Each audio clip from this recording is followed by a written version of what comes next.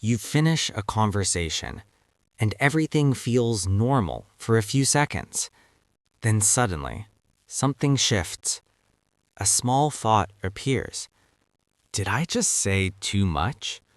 And just like that, your mind goes back. You replay the conversation. Not the whole thing, just the parts that feel off. That one sentence, that one moment, that one version of you you're not sure about anymore. And now it's stuck. You try to move on, but your brain doesn't let you. It keeps asking, why did you say that? What if they think something different now? What if you revealed too much? And the strange part is, nothing actually went wrong. They didn't react badly. They didn't say anything weird, but your brain still treats it like a problem. So what's really happening here? Why does your mind turn a normal conversation into something that feels like a mistake? It starts with a shift most people don't notice. During the conversation, you're present. You're reacting, listening, responding in real time. But the moment it ends, your brain switches modes from expression to evaluation. And that's where everything changes. Because now, instead of being in the moment, you're observing yourself from the outside, almost like watching a recording of who you just were. And this is where something called post-event processing begins. It's a psychological pattern where your brain replays social interactions looking for mistakes. Not obvious ones, subtle ones. Tone, timing, how something might have sounded. But here's the catch. Your brain isn't reviewing the moment to understand it. It's reviewing it to protect you. Because deep down, your brain is asking one question. Did I risk social rejection? And it takes that question very seriously. Because from a biological perspective, social rejection used to mean something much bigger. It meant losing safety, losing belonging, sometimes even survival. So your brain evolved to be extremely sensitive to anything that might threaten connection, even today, even in small conversations. So when you open up, when you talk a little more than usual, when you show a slightly more real version of yourself, your brain flags it, not as connection, but as exposure. And exposure feels risky, so it tries to fix it after the conversation is already over by replaying it over and over again. But here's what makes this even more confusing. What feels like too much to you is usually just normal to someone else.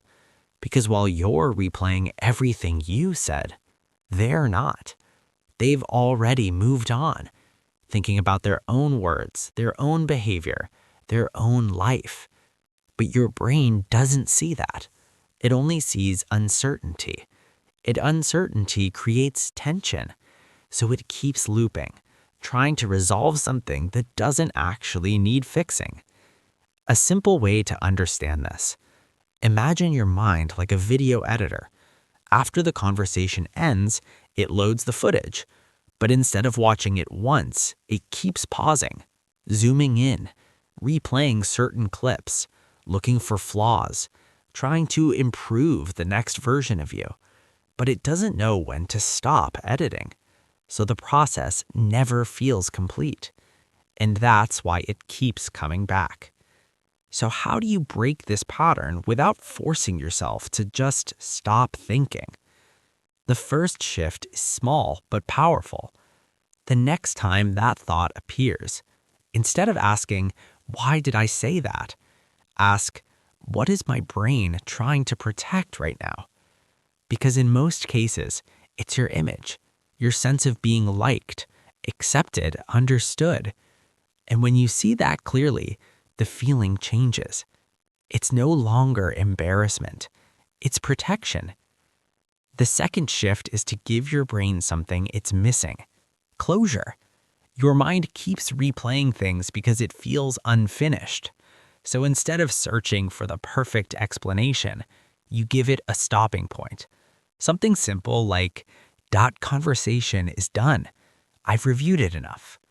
This works because the brain looks for completion, and when it senses completion, it reduces the need to loop. The third shift is understanding attention. Right now, your brain is zoomed in, hyper-focused on your own words. But in reality, other people aren't zoomed in on you like that. They're zoomed in on themselves, their thoughts, their insecurities, their impressions. So the moment that feels so intense in your mind barely exists in theirs. And finally, allow a little imperfection. Because connection doesn't come from saying everything perfectly. It comes from being real enough to be understood. And sometimes, what you call saying too much is just you stepping slightly outside your usual guard, which feels uncomfortable, but is actually how real conversations begin. So the next time you walk away from a conversation and that familiar feeling shows up, pause. Not to fix it, not to analyze it again, just to notice it. Because that voice in your head isn't trying to embarrass you. It's trying to protect you from something that isn't really happening.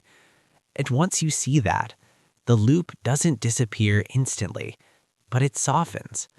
And what's left is just a moment. Not a mistake, just a moment you're learning to let go.